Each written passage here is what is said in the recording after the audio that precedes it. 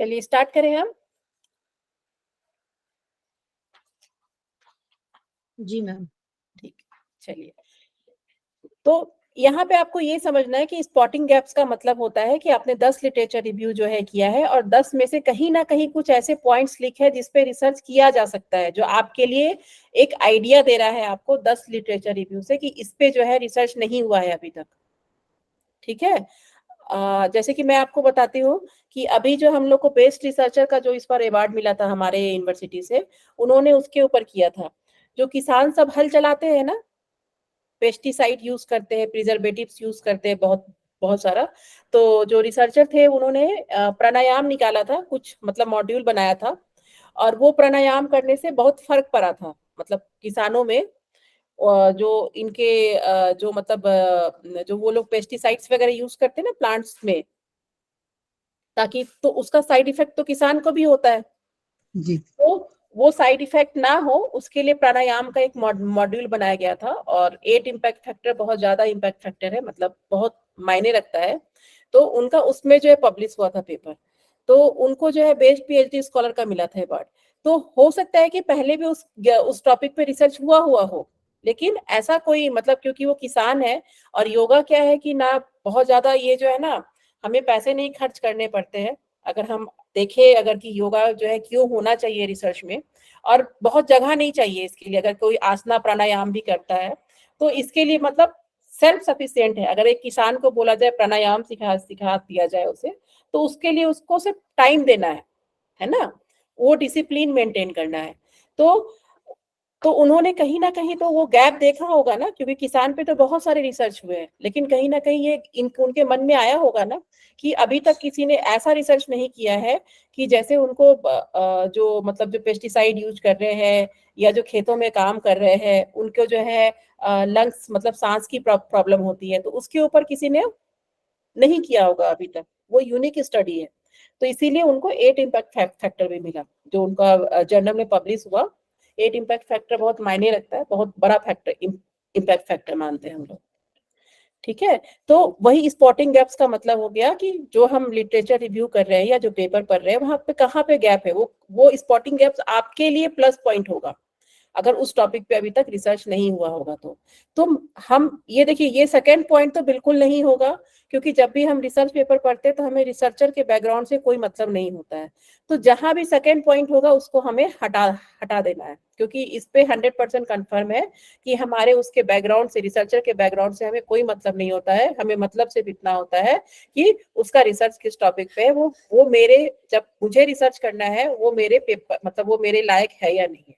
ठीक है। Researcher background से हमें कोई भी मतलब नहीं होता। तो जो सेकंड पॉइंट है वो 100% नहीं होगा।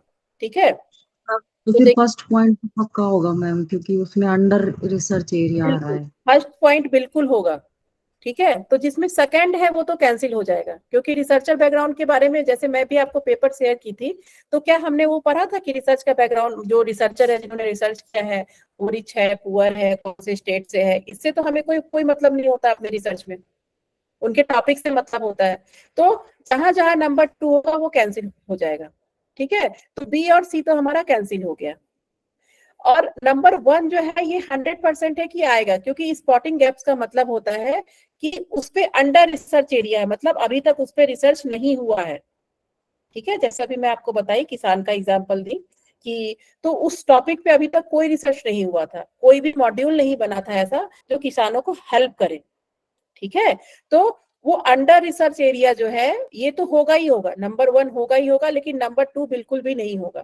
क्योंकि हम जब भी पेपर पढ़ते हैं या लिटरेचर रिव्यू करते हैं तो हमें रिसर्चर बैकग्राउंड से कोई मतलब नहीं होता है। ठीक है। तो आइडेंटिफाइंग अंडर रिसर्च एरिया ये होगा, लेकिन नंबर 2 बिल्कुल भी नहीं होगा। तो नंबर 2 वाले को हमने क्या किया, जहां जहां नंबर 2 था उसको आप कैंसिल कर दीजिए। ठीक है। नंबर 1 होगा ही होगा, 100% है। नंबर 1 देखिए 3 और 4 में नहीं है, तो नंबर 1 ए में है। ठीक है। तो 1 और 3 होगा। देखिए 3 में क्या ऑप्शन दिया है, identifying inconsistent finding in an area of the research. देखिए यहाँ फाइंडिंग का, स्पॉटिंग गैप्स, ये हमारा कीवर्ड है इस क्वेश्चन का। ठीक है। कि कहाँ लैकिंग है उस रिसर्च में, क्या यूनिकनेस कैसे ला सकते हैं। आपने 10 लिटरेचर रिव्यू किया तो आपको क्या उसमें गैप मिला। ठीक है। तो कहीं ना कहीं जो है इनकंसिस्टेंट फाइंडिंग है ना उस एरिया में, जो आपके लिए एक जो है, अगर आप रिसर्च करना चाहते हैं तो आपके लिए ये एक गोल्डन अपॉर्चुनिटी बन गया कि इस एरिया में ये फाइंडिंग जो है नहीं हुआ है, तो अगर मैं करती हूँ तो वो जो है मेरे लिए एक सॉलिड, मतलब एक आपके लिए अपॉर्चुनिटी की तरह हो गया। ठीक है, क्योंकि उस तरह का जो है जर्नल भी जो पब्लिश करती है, अच्छा जर्नल भी हमें तभी मिलता है जब आपके टॉपिक जो है सोशली रिलीवेंट हो और आपका जो स्टडी है वो यूनिक हो। अगर 10 लोगों ने पहले से उस पर रिसर्च किया हुआ है तो वो बहुत ज्यादा अहमियत नहीं रखता है, उसका ज्यादा इंपॉर्टेंस नहीं होता है उस रिसर्च का, क्योंकि 10 लोगों ने पहले से किया हुआ है वो रिसर्च। आपके स्टडी का यूनिकनेस क्या है? ठीक है, तो जितना यूनिक होगा स्टडी उतना ज्यादा चांसेस होता है अच्छे से अच्छे जर्नल में छपने का। ठीक है, तो ये आपका 13 में आप किसी को कोई प्रॉब्लम है तो बताइए। स्पॉटिंग गैप्स रखिएगा याद, हो सकता है इस तरह से क्वेश्चन फिर से बने। स्पॉटिंग गैप्स का मतलब होता है कि आपने 10 लिटरेचर रिव्यू किया या 10 एक ही टॉपिक से रिलेटेड आपने जो है पेपर पढ़ा और कहीं ना कहीं जो है अंडर रिसर्च एरिया मिल गया कि अभी तक ये 10 रिसर्च तो हुए हैं डायबिटीज पे, लेकिन 10 रिसर्च में से आपका मान लीजिए एडोलेसेंट पे नहीं हुआ है या टाइप 2 पे, कुछ भी ऐसा हो कि प्राणायाम पे नहीं बना है, सिर्फ आसना पे मॉड्यूल, मतलब कुछ भी इस तरह का आपको पढ़ के लगता है तो उसको जो है हम स्पॉटिंग गैप्स बोलते हैं लिटरेचर रिव्यू में। ठीक है, जी मैम। चलिए अब इसमें है 14 नंबर है, in case of population of research is heterogeneous in nature which of the following sampling technique will ensure the optimum representative of sample units. ठीक है, अब इसमें पूछा जा रहा है आपसे कि हेट्रोजीनस मतलब क्या हुआ। दो वर्ड होता है, एक होता है होमोजीनस, एक होता है हेट्रोजीनस। होमोजीनस हम बोलते हैं कि तो सब जब एक एक ही जैसे तरह हैं। का पॉपुलेशन हो। ठीक है, हेट्रोजीनस होता है जब मिक्स हो, उसमें एडल्ट भी हो, एडोलेसेंट भी हो, किड्स भी हो, ठीक है, मेल भी हो, फीमेल भी हो, 10 से 12, मतलब जैसे कि अगर मैं MDY का पॉपुलेशन बोलूं तो ये क्या होगा, है होमोजीनस होगा, हेट्रोजीनस होगा? मैम हेट्रोजीनियस होगा क्योंकि सभी अलग अलग एज और उससे हैं। बिल्कुल सही, ये जो है हेट्रोजीनस है। तो अगर इस तरह की पॉपुलेशन हो तो इसमें कह रहा है कि कौन सा सैम्पलिंग टेक्निक जो है सबसे ज्यादा अच्छा माना जाएगा, सबसे ज्यादा अच्छा रिप्रेजेंटेटिव होगा। देखिए इसमें ऑप्टिमम मतलब, ऑप्टिमम मतलब आपका मतलब जो सबसे अच्छा मैक्सिमम। हुआ, बेस्ट होगा। ठीक है, तो sampling technique will ensure optimum representative of the sample unit. तो देखिए जब भी ये ऑप्टिमम टाइप का वर्ड आए ना, या बेस्ट हो, best representative of sample unit, तो देखिए बेस्ट कब होगा, कौन से सैम्पलिंग में होगा? दो सैम्पलिंग हमने पढ़ा था ना, प्रोबेबिलिटी और नॉन नॉन प्रोबेबिलिटी। तो बेस्ट सैंपल का रिप्रेजेंटेटिव अगर मैं ऑप्टिमम बोलूं तो कौन सा होगा? Probability sampling. प्रोबेबिलिटी। ठीक है, तो ये प्रोबेबिलिटी सैम्पलिंग होगा, तो इसका मतलब इसका कोई, पहले तो हम ये चेक करेंगे कि प्रोबेबिलिटी सैम्पलिंग इसमें है या नहीं है। देखिए सिंपल रैंडम सैम्पलिंग भी आपका प्रोबेबिलिटी सैम्पलिंग है, स्ट्रेटिफाइड भी प्रोबेबिलिटी सैम्पलिंग है, क्लस्टर भी, मतलब ये चारों के चारों जो आपके दिए हुए हैं, सिंपल, सिस्टमैटिक, स्ट्रेटिफाइड और क्लस्टर, ये चारों जो है आपके optimum representative of sample unit ही है।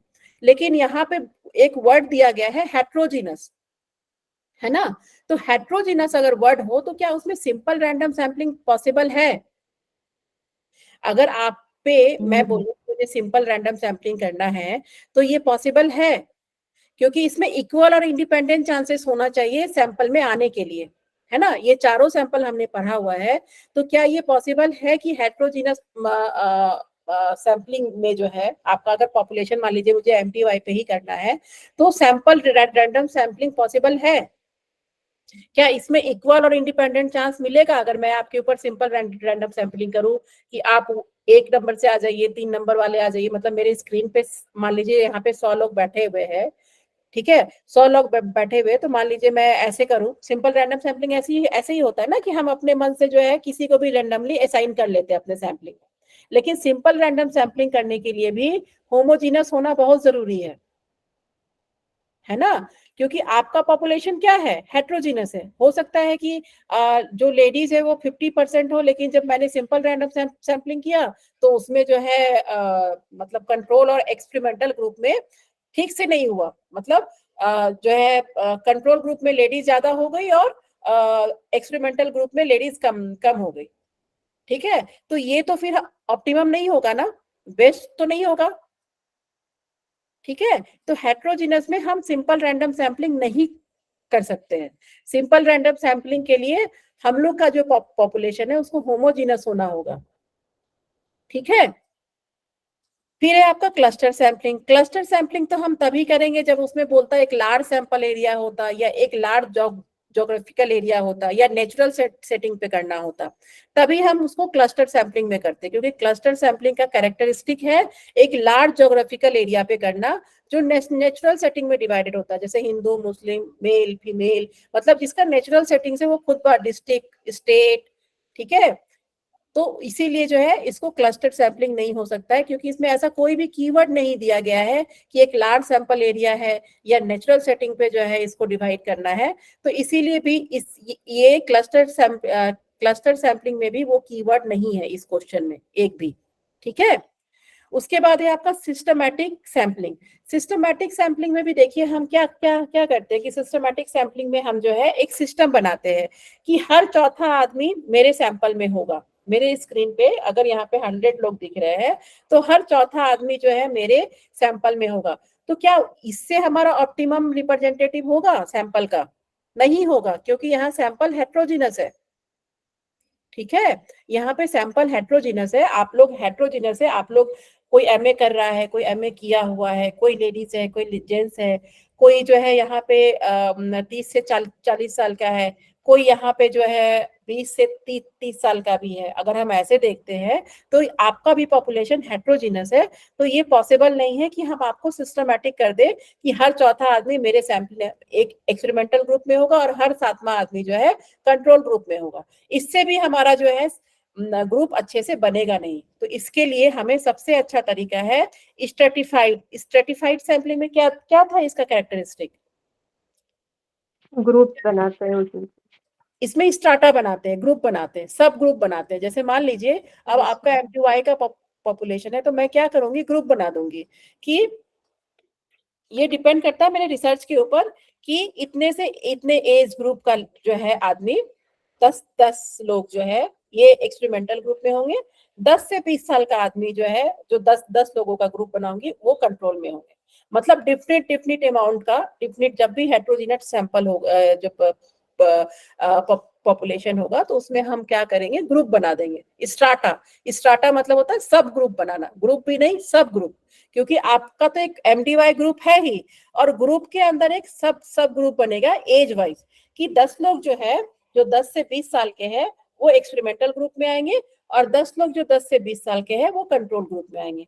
तो इस तरह करके क्या होगा, जो हम एक्सपेरिमेंटल और कंट्रोल ग्रुप का डिवाइड करेंगे, जो बनेगा हमारा, उसमें जो है पॉपुलेशन जो है बिल्कुल ऑप्टिमम रिप्रेजेंटेटिव होगा, कि ना एक्सपेरिमेंटल ग्रुप में कम होगा ना कंट्रोल ग्रुप में कम होगा, ठीक है। तो जब भी हेट्रोजीनस पॉपुलेशन होगा तो उसमें सबसे अच्छा है कि सब ग्रुप बनाइए। सब ग्रुप को हम लोग यहाँ पे स्ट्राटा बोलते हैं, इसीलिए इसको स्ट्रेटिफाइड रैंडम सैम्पलिंग कहते हैं, ठीक है। तो इसका करेक्ट आंसर आपका स्ट्रेटिफाइड रैंडम सैम्पलिंग होगा, ठीक है।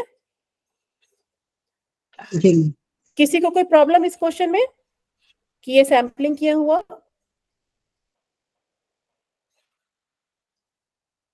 क्लियर है ना सभी को? No ma'am. हाँ जी नहीं, मैम। अच्छा ठीक है, चलिए देखिए अब इसमें क्या है, क्वालिटेटिव रिसर्च। इसमें क्या पूछ रहा है, which of the following is not related to qualitative research. देखिए बहुत बार ऐसा क्या होता है कि नॉट को हम जो है यहाँ पे मतलब बोल्ड लेटर्स में दिया हुआ है, वहां बोल्ड में नहीं नहीं होता है, ठीक है, वो ऐसे ही दिया होगा। तो not related to qualitative research. तो क्वालिटेटिव रिसर्च हमारा क्या क्या था, कौन कौन सा रिसर्च हमने पढ़ा था? स्क्रीन पे हाफ दिख रहा है मैम। आधा दिख रहा है सभी को? हाँ अब हाफ सही दिख दिख, रहा है? अब दिख रहा है मैम, सही पहले नहीं दिख। अच्छा ठीक है, चलिए। तो अब इसमें देखिए, इसमें क्या पूछ रहा है कि क्वालिटेटिव रिसर्च नहीं है, इसका मतलब कौन सा रिसर्च है, क्वांटिटेटिव रिसर्च पॉइंट। होगा ना, ठीक हाँ है। जी। तो इसमें क्या है कि ये दो रिसर्च देखिए नए हैं, मतलब ये दो टर्मिनोलॉजी आपके लिए नया दिया हुआ है। केस स्टडी आप लोग का दिया हुआ है, सर्वे आपको पता है, ये दोनों वर्ड आपने देखा हुआ है, पढ़ा हुआ है, लेकिन ये जो दो है ए और सी, ये आप नहीं नहीं जानते, थीमेटिक एनालिसिस क्या होता है? थीमेटिक एनालिसिस जो है आपका क्वालिटेटिव रिसर्च जो है, ये हम क्या करते हैं, इसको पहले क्वेश्चन समझिए, ये क्या है, इसमें बोल क्या रहा है, which among of the following is not related to qualitative research, जो क्वालिटेटिव रिसर्च से नहीं रिलेटेड है, यही यही है ना। तो इसका मतलब वो रिसर्च कौन सा होगा? क्वांटिटेटिव। क्वांटिटेटिव होगा। लोगों ने दो ही पढ़ा है ना, ये क्वालिटेटिव पढ़ा है, क्वांटिटेटिव पढ़ा है। अगर नॉट क्वालिटेटिव रिसर्च लिखा है तो नॉट क्वालिटेटिव का मतलब क्या हुआ? क्वांटिटेटिव हुआ ना। इसका आंसर क्या होगा? क्वेश्चन देखिए, ये घुमा के मैं बार बार बोलती हूँ, यूजीसी नेट का क्वेश्चन को 2 बार जरूर पढ़िए। जल्दी जल्दी में क्या होता है ना कि हम मेरा आते हुए भी जो है ना हो नहीं पाता है, मतलब फिर हम एग्जामिनेशन हॉल से निकलते हैं तो फिर हम देखते हैं कि हाँ यहाँ तो नॉट नॉट लिखा हुआ था। ठीक है, तो यहाँ पे जो है not related to qualitative research, इसका मतलब जो क्वालिटेटिव रिसर्च नहीं है, तो इसका मतलब क्या है कि जो क्वांटिटेटिव रिसर्च है। तो थीमेटिक एनालिसिस, थीमेटिक एनालिसिस क्या होता है? थीमेटिक एनालिसिस होता है, जैसे मान लीजिए कि मैं आपका पहला क्लास ली, तो मैंने आपसे बहुत सारा क्वेश्चन पूछा कि आप मुझे ये बताइए, ये आपको आता है, ये कैसे होगा, इन्वेंशन क्या है, डिस्कवरी क्या है, रिसर्च क्या है, इस तरह से पहले क्लास में मैं आपसे बहुत सारा क्वेश्चन पूछी ना। तो मेरे दिमाग में, मेरे इसमें जो है आपसे क्वेश्चन पूछने के बाद मेरे पास कुछ चीजें, मैंने एक थीम बनाई कि जो जिनको मैं पढ़ा रही हूँ उन लोगों को कैसे पढ़ाना है। मुझे प्रैक्टिकल एग्जांपल दे दे के पढ़ाना है, क्योंकि थ्योरी ज्यादा पढ़ाना है, या मुझे जो है मतलब एक थीम, मेरे दिमाग में एक थीम बनता गया कि मुझे कैसे पढ़ाना है। आपसे क्वेश्चन पूछ पूछ करके मैं बार बार आपसे क्वेश्चन पूछी पहले क्लास में कि आपको ये आता है, ये आता है, ये आता है, तो मुझे एक आइडिया मिल गया कि मुझे जिनको पढ़ाना है उनको कैसे पढ़ाना है। ठीक है, तो थीमेटिक एनालिसिस होता है जब हम कोई भी एनालिसिस थीम के बेसिस पे करते हैं। मान लीजिए कि कोई बच्चा अगर स्कूल में पढ़ता है तो उसका कुछ ना कुछ थीम है ना, उसको थ्योरी क्लास होती है, उसकी प्रैक्टिकल क्लास होती है, उसको होमवर्क मिलता है, उसका क्लास वर्क होता है। थीम मतलब किसी भी चीज पे जब आप एक पिक्टोग्राफिक में जब आप एक रिसर्च लेते हैं ना, जो थीम बेस्ड होता है, जैसे कि मान लीजिए, जैसे कि मैंने आपको क्लास का एग्जांपल दिया, तो मैंने एक एक जो है ना मतलब मेरे दिमाग में एक थीम ये हुआ कि मुझे आपको प्रैक्टिकल एग्जामिनेशन एग्जांपल्स देके पढ़ाऊंगी तो आपको ज्यादा समझ में आएगा। मैं आपके ऊपर मैं थोड़ा सा एनालिसिस की, ठीक है, फिर उस एनालिसिस के बेसिस पे मैं जो है आप एक अप्रोच निकाली कि जो है मैं आपको प्रैक्टिकल एग्जांपल देके सब बताऊंगी तो आपको ज्यादा समझ में आएगा। साइंटिफिक लैंग्वेज मुझे ज्यादा यूज नहीं करना है यहाँ पे। ठीक है, उसको थीमेटिक, और थीमेटिक एनालिसिस हमेशा क्वालिटेटिव होता है, ये कभी भी क्वांटिटेटिव नहीं होता है। ठीक है, थीमेटिक हम जब भी करते हैं तो हमेशा ये क्वालिटेटिव रिसर्च होता है। थीमेटिक एनालिसिस, इसको नोट डाउन कर लीजिए, ये 2-3 बार ये सारे वर्ड्स आए हैं, डिस्कोर्स एनालिसिस, थीमेटिक एनालिसिस, ये आपको बुक में नहीं मिलेगा, ये आपको यहाँ पे क्वेश्चन में है, तो इसको नोट डाउन कर लीजिए कि थीमेटिक एनालिसिस हो गया या डिस्कर्स एनालिसिस हो गया, ये सब हमेशा आपको क्वालिटेटिव रिसर्च में ही मिलेगा। डिस्कर्स एनालिसिस क्या होता है? डिस्कर्स एनालिसिस होता है लिंग्विस्टिक से, जैसे किसी लैंग्वेज, हर लैंग्वेज का रिप्रेजेंटेशन अलग होता है ना, से हिंदी का अलग है, इंग्लिश का अलग है। ठीक है, आप कहते हैं ना कि जो मतलब यहाँ पे जो हिंदी मीडियम से है उनको इंग्लिश पे बहुत ज्यादा ये नहीं है। ठीक है, जो योगा बुक पढ़ते हैं उनके वर्ड्स ज्यादा स्ट्रांग है। जैसे आप लोग भी जो योगा टेक्स्ट पढ़ते होंगे वो मेन बुक से पढ़ते होंगे। ठीक है, जैसे भास से आता है ना, टीका होता है, भास से आता है, मतलब वो बुक को पढ़ के किसी और ने उसको सिंपल लैंग्वेज में बनाया होगा, वो बुक नहीं पढ़ के हम लोग को बोला जाता है मेन बुक पढ़ने के लिए। तो डिस्कर्स एनालिसिस लिंग्विस्टिक पे जब हम काम करते हैं, रिसर्च करते हैं, तो उसमें डिस्कर्स एनालिसिस होता है, वो भी क्वालिटेटिव रिसर्च होता है। ठीक है, केस स्टडी होता है, किसी भी इंडिविजुअल पे या ग्रुप ऑफ इंडिविजुअल पे हम काम करते हैं। ठीक है, उसको जो है हम केस स्टडी बोलते हैं, तो वो भी क्वालिटेटिव रिसर्च होता है। यहाँ बस एक सर्वे मेथड ऐसा है जो क्वालिटेटिव नहीं क्वांटिटेटिव होता है। ठीक है, सर्वे में जैसे कैसे होता है आपसे, जैसे कि मैं उस दिन क्वेश्चन शेयर की थी ना आपसे, तो उसमें लिखा हुआ था ना, नंबरिंग दिया हुआ था उसमें, एग्री के लिए नंबर 2, नंबर 5, इस तरह से था ना।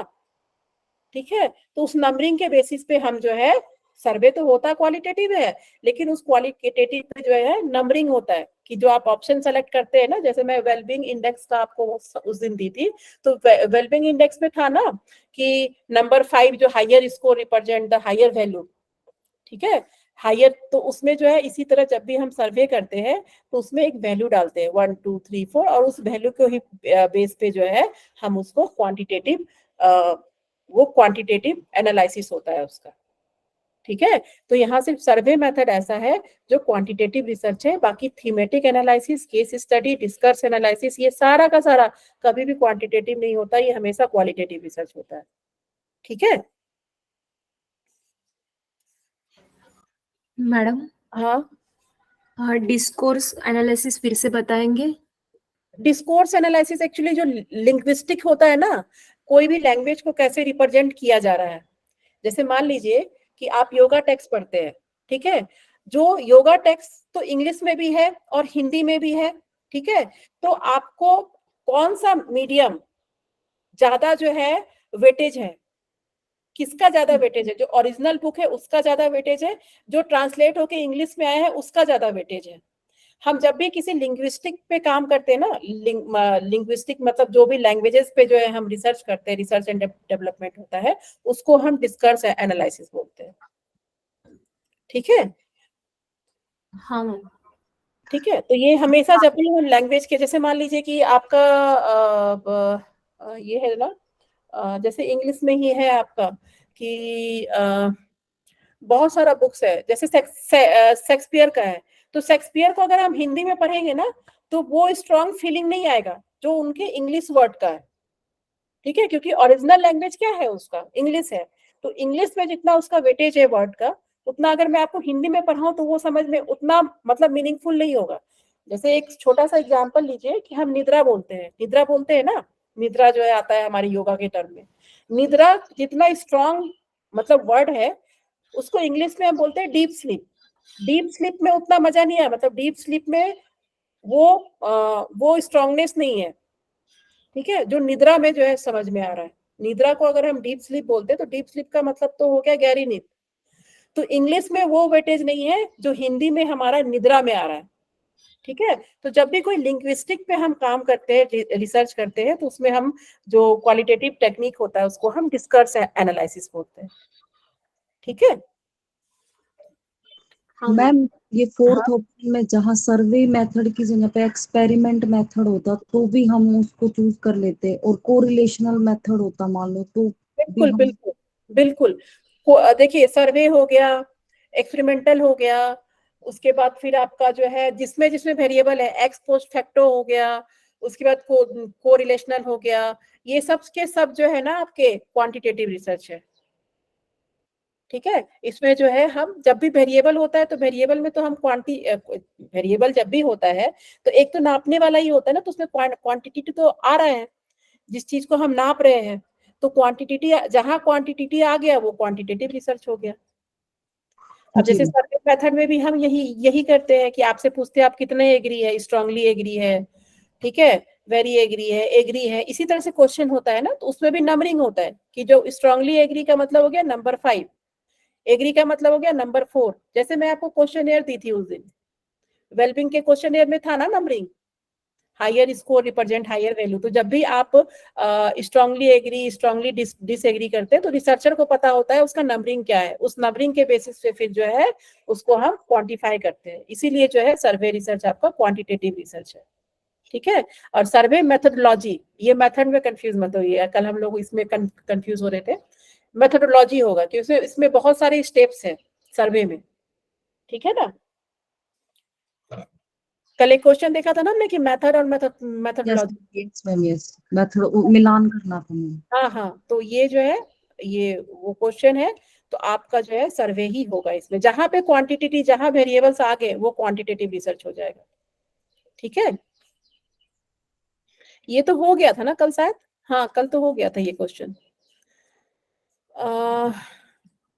इसमें है, ये कौन सा क्वेश्चन है, ठीक है, which among the following is not the principle associated with positivism is, अच्छा ये क्या था, इसमें क्या पढ़ा था हमने? मैम पॉजिटिविज्म तो क्वांटिटेटिव है ना मैम? क्वांटिटेटिव होगा, तो इसमें क्या क्वेश्चन है, नॉट है, जी जी। नॉट है तो ये क्या हो जाएगा, not the principle associated with positive, तो ये क्या क्या हो जाएगा, अगर नॉट लगा हुआ है, दो चीज पढ़ा था ना हमने। तो पोस्ट पॉजिटिविज्म हो गया मैम फिर। वेरी गुड, वेरी गुड, तो ये हो गया। तो इसमें कौन सा ऑप्शन होगा,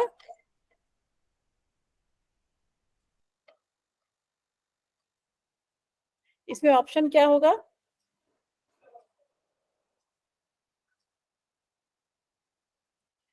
बताइए बताइए,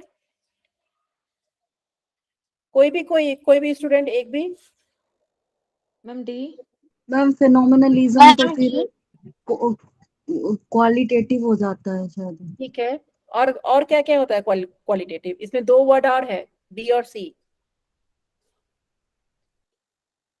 मैम इंडक्टिव भी क्वालिटेटिव भी हो जाएगा। इंडक्टिव भी क्वालिटेटिव भी हो जाएगा, वेरी गुड। और बाकी मैम डिडक्टिव, इसमें हम कंफ्यूज इसलिए हुए थे क्योंकि डिडक्टिविज्म तो मैम ये क्वालिटेटिव ही होता है ना। देखिए, पोस्ट पॉजिटिविज्म का क्या होता है कि जो हमने बात किया था कि जो इमोशंस पे काम करता है, ठीक है, तो वो रिसर्च क्या हो रहा है, वो ऑब्जेक्टिव है, तभी तो हम उस पर रिसर्च कर रहे हैं ना। जैसे मान लीजिए कि पोस्ट पॉजिटिविज्म क्या था, जिसको हम काउंट नहीं कर सकते हैं, उस पे से भी उस पे रिसर्च होना चाहिए, जिसको हम काउंट नहीं भी कर सकते हैं, यही था ना। तो वो जितना भी होगा वो सिस्टमेटिक और साइंटिफिकली अप्रूव्ड होगा, तभी तो हम उस पर रिसर्च करते हैं। जैसे आपका डिप्रेशन हो गया, एंजाइटी हो गया, वेलबींग हो गया, हैप्पीनेस हो गया, जितना भी इमोशनल बिहेवियर है वो हो गया, तो वो सिस्टमेटिक साइंटिफिकली उसको हमने प्रूव किया कि हाँ ये चीज हमारे अंदर है, तभी तो हम उसके ऊपर रिसर्च कर रहे हैं ना, मतलब कहीं ना कहीं उसमें ऑब्जेक्टिविटी है। जी ठीक है, लेकिन यहाँ पे क्या है कि ऑब्जेक्टिविटी है तभी हम उस पे कर रहे हैं, लेकिन इसमें बस एक वर्ड ऐसा है, नंबर ऑप्शन डी, इंटरप्रेटिज्म। इसमें क्या होता है कि इसमें जो है ये रिसर्च सब्जेक्टिव होता है, ठीक है, ये रिसर्च जो है सब्जेक्टिव होता है, इसीलिए जो है इसका आंसर ये है इंटरप्रेटिज्म, क्योंकि जो है जो भी हम पोस्ट पॉजिटिविज्म में और इसमें पढ़ते हैं, ठीक है, उसमें क्या है कि साइंटिफिकली उसको, मतलब वो ऑब्जेक्टिव रिसर्च है, ठीक है, और इसमें क्या है, ये सब्जेक्टिव होता है, इसीलिए इसका आंसर जो है इंटरप्रेटिज्म में, क्योंकि ये देखिए ये सारे वर्ड्स जो मिल रहे हैं ना आपके, ये आपका पोस्ट पॉजिटिविज्म में तो है ही, ठीक है, लेकिन इससे अलग, मतलब इसमें पूछ रहा है is not means, post positivism में जो है आपका एक ऑब्जेक्टिव होता है, एक सब्जेक्टिव होता है, तो इसमें ये रिसर्च जब भी ये वर्ड आएगा तो ये हमेशा सब्जेक्टिव से डिनोट करता है, ठीक है, इसके डेप्थ में मत जाइएगा कि ये सब्जेक्टिव कैसे हो जाता है, ये सब्जेक्टिव पे ही जो है काम काम करता है ये वर्ड, इसीलिए जो है इसको हम, ये आंसर है हमारा, ठीक है। मैम हम इंडक्टिव डिडक्टिव के बेस पे किया था क्योंकि उतना ही पता था, तो हाँ उसके हाँ, हिसाब। नहीं ये जब मैं भी पहली बार देखी थी तो मुझे बस ये डाउट हुआ था कि इसमें दो वर्ड तो जो है पोस्ट पॉजिटिविज्म के ही है, आपके क्वालिटेटिव पे भी अगर मैं जाती हूँ तो इसमें दो वर्ड नंबर ए और सी है ना, ठीक है, तो ये जी तो हाँ। क्वालिटेटिव ही है आपका, तो फिर ये दोनों में कैसे ये करें। फिर जब मैं क्वेश्चन को ध्यान से देखी, जब मैं इसका जो है ये मीनिंग देखी इसको, तो फिर मुझे मतलब ये पता चला कि इसका आंसर ये क्यों क्यों दिया हुआ है, ठीक है, ये सब्जेक्टिव रिसर्च होता है और ये क्या है, ऑब्जेक्टिव रिसर्च है, मतलब ऑलरेडी जो है उसमें जो प्रूवन है, जो साइंटिफिकली प्रूवन है, उसको पूछा गया है, ठीक है, तो इसीलिए इसको इंटरप्रेटेटिव रिसर्च बोलते हैं, ठीक है, ये मतलब ये राइट आंसर होगा इसका। तो देखिए क्वेश्चंस को बहुत घुमा फिरा के, ये नॉट वाला जहां आता है दिमाग में पहले से सेट कर लीजिए कि नॉट वाला है तो इसका मतलब पॉजिटिविज्म भी नहीं होगा, तो कौन सा होगा, पोस्ट पॉजिटिव, मतलब ये नॉट वाला क्वेश्चन बहुत आता है हर साल, तो हर मतलब पेपर वन में तो बहुत ज्यादा आता है ये वाला, ठीक है। चलिए ये तो हो गया था हमारा 18 नंबर, ये रिपीटेड क्वेश्चन है, तो ये लास्ट क्वेश्चन ही है आपका। इसमें है परपसिव सैंपलिंग के बारे में दिया, परपसिव सैंपलिंग क्या था हमारा, क्या कैरेक्टरिस्टिक, क्या कीवर्ड क्या था उसका,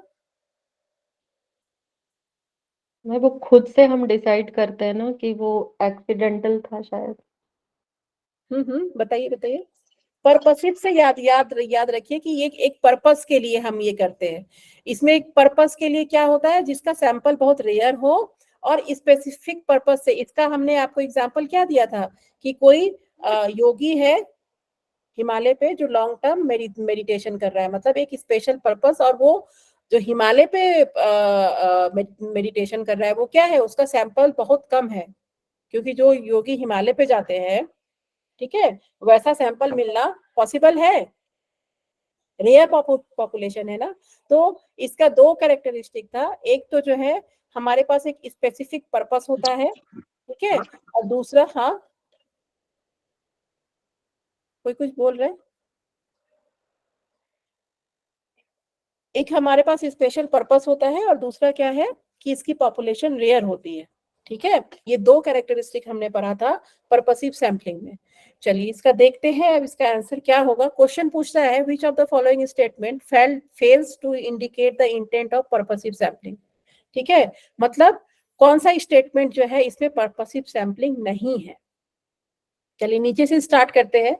नंबर डी है कि there is considerable disagreement about what is an acceptable minimum sample size in qualitative research, ठीक है। इसमें कह रहा है कि there is considerable disagreement about what is an acceptable minimum sample size in qualitative research. नहीं, ये नहीं है। इस पे सैंपल साइज पे जो है सैंपल साइज पे इसमें जो है ये नहीं हो सकता है, क्योंकि इसमें जो है सैंपल साइज क्या, देखिए जब हमारा सैंपल साइज ही रेयर है, ठीक है, जब इसकी कैरेक्टरिस्टिक पर्पसिव सैंपलिंग की कैरेक्टरिस्टिक ही है कि वो सैंपल जो रेयर होता है उस पे हम करते हैं, ठीक है, तो इसमें तो मिनिमम सैंपल साइज और क्वालिटेटिव ये सब हो ही नहीं सकता है। एग्रीमेंट भी होता और डिस एग्रीमेंट दोनों वर्ड भी रहता तो हम इसको एक्सेप्ट नहीं करते, क्योंकि पर्पसिव सैंपलिंग का तो एक कैरेक्टरिस्टिक ही यही है कि उसका सैंपल साइज रेयर होता है। जैसे हिमालय पे जो जाकर के मेडिटेशन कर रहे हैं, अब वो 5 है 10 है, तो उसमें तो कोई एक्सेप्टेबल या डिस एक्सेप्टेबल वाली बात ही नहीं है, ठीक है। नंबर सी है हमारा कि theoretical saturation is a useful principle for making decision about the sample size. Theoretical saturation is a useful principle for making decision about sample size. देखिए सैंपल साइज का या इसमें पर्पसिव सैंपल में कोई matter नहीं करता है। जब भी आप एक पर्पसिव सैंपलिंग करते हैं तो कभी भी अगर आपका सैंपल साइज के ऊपर बात हो, क्योंकि ये कैरेक्टरिस्टिक है कि इसका जो है ये कि इसका सैंपल कैसा होता है, रेयर होता है, तो कोई भी क्वेश्चन जैसे कि नंबर डी है नंबर सी है, अगर ये दोनों जो है आपका डिसीजन सैंपल साइज के ऊपर कह रहा है तो सैंपल साइज का यहाँ कोई रोल नहीं होता है, क्योंकि हमारा पॉपुलेशन ही रेयर है उस चीज का, ठीक है। Purposive sampling places the investigator research question at the forefront of sampling consideration. इसमें कह रहा है purposive sampling places the investigators research question at the forefront of sampling consideration. देखिए ये तीनों में जो है ना आपका सैम्पलिंग का बात हो रहा है, ठीक है, और हमें पता है कि पर्पसिव सैम्पलिंग में कभी भी जो है हम लोग सैम्पलिंग की बात नहीं करते हैं, क्योंकि पॉपुलेशन ही रेयर है।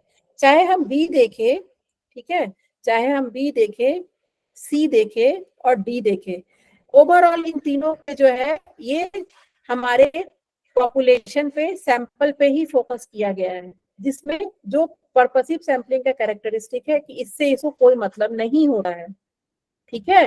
तो नंबर ए है आपका purposive sampling is not a fundamental principle for selecting cases and individual in qualitative research, ठीक है।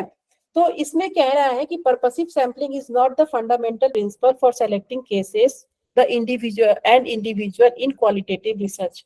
देखिए इसमें क्या क्या है, ये तीन जो है बी सी डी ये नहीं होगा, क्योंकि इसमें आपको बार बार जो है सैंपल साइज और सैंपल के ऊपर फोकस किया जा रहा है, जिससे एक रिसर्चर का कोई मतलब नहीं होता है।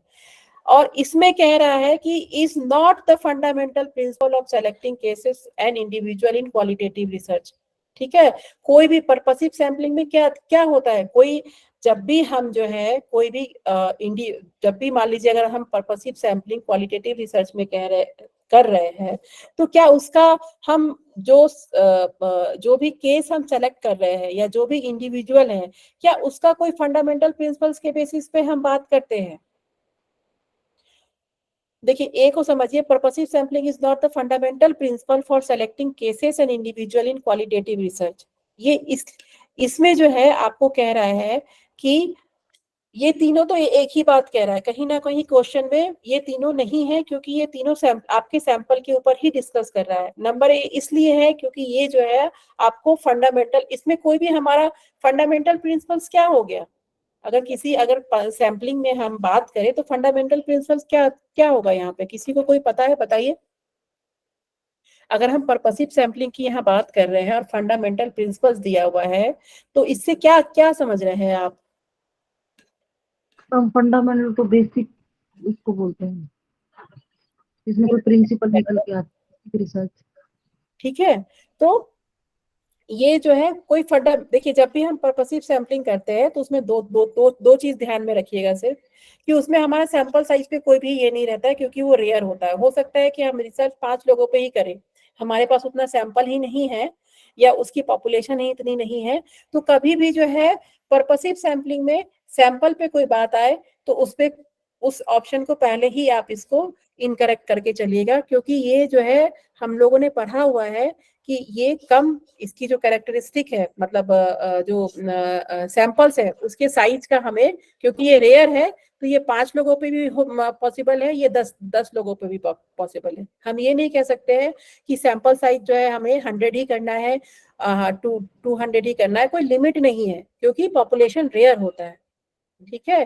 और दूसरा जो हमने पढ़ा हुआ है कि एक स्पेसिफिक, जैसे कि मेडिटेशन प्रैक्टिस जो है हम किसी का भी देख सकते हैं, लेकिन एक जो हिमालय पे बैठे हुए योगी है उन पे मेडिटेशन का क्या इफेक्ट है, अगर उसको देखना है तो एक स्पेसिफिक सिचुएशन में हम देख रहे हैं। ठीक है, तो 2 चीज ध्यान में रखिएगा। और जैसा कि मैं आपको बताई हूँ कि मेथड ऑफ इलिमिनेशन है, जो आपको लगे कि जिसको इलिमिनेट हो सकता है, या नहीं तो जो आपको लगे कि 100% आप उस पे जिस भी ऑप्शन पे कॉन्फिडेंट है, पहले उसको पकड़िए।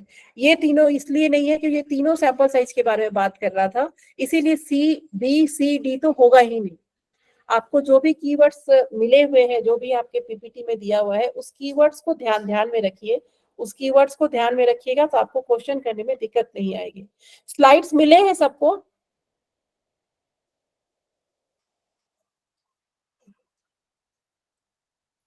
Hello, yes ma'am. सबको स्लाइड्स मिला हुआ है ना? स्लाइड्स भेज दी थी मैं आपको, टेस्ट के पहले ही भेज दी थी जो हाँ, ये पीपीटी। क्वेश्चन हाँ मिला हुआ है मैम, अपने ग्रुप में भेजा हुआ है। मतलब वो जो पीपीटी है वो सबको मिला ना? जो पीपीटी से मैं पढ़ाती हूँ आपको, वो सबको मिल जो गया ना? मैम, नहीं नहीं मैम, जो आप सब्जेक्ट के नोट्स टाइप बोल रहे हो ना? नहीं, जो पीपीटी से मैं पढ़ाती हूँ, जिससे आपको मैं सैम्पलिंग पढ़ाई हूँ, रिसर्च क्या होता है, जो पीपीटी मैं यूज करती हूँ आपको पढ़ाने के लिए, वो मिल गया ना सबको? मैम वो तो शायद मैंने ग्रुप में मैम पता नहीं चला, वैसे देखेंगे हम, नहीं मिला है शायद मैम। अच्छा चलिए, मैं आज बात करती हूँ, क्योंकि जो है अब जो है जो मैं पीपीटी भेजी हूँ आपको वो कंप्लीट है, 100% है। ठीक है, अब हम स्टैट्स पढ़ेंगे। स्टैट्स थोड़ा समझने वाला है हम लोग का। ठीक है, तो ये आज आपका क्लास जो है, मैं एक बार, किसी का कुछ पूछना है इसमें? किसी का भी कोई क्वेरी हो तो बताइए।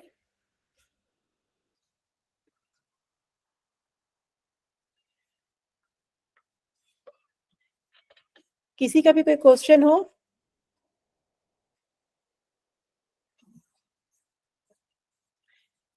किसी को भी कोई डाउट नहीं है?